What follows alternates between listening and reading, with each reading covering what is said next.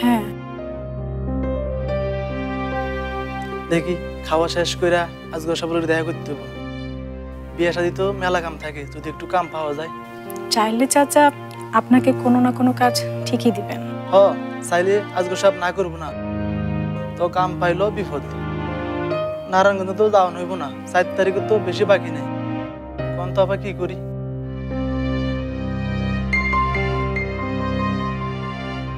কয়দিন পরে না হয় যাম। নারায়ণগঞ্জ তো আর ফলাই যেতেছে না, কাম হলো আগে।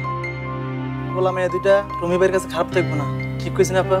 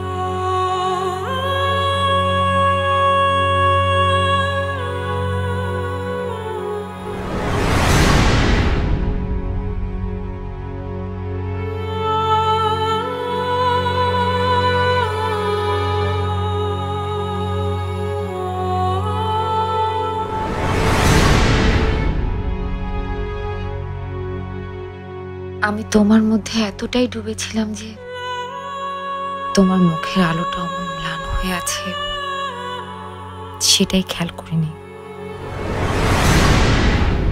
আমি একজনকে ভালোবাসি জ্যোতি। সেটা তো আমি জানি,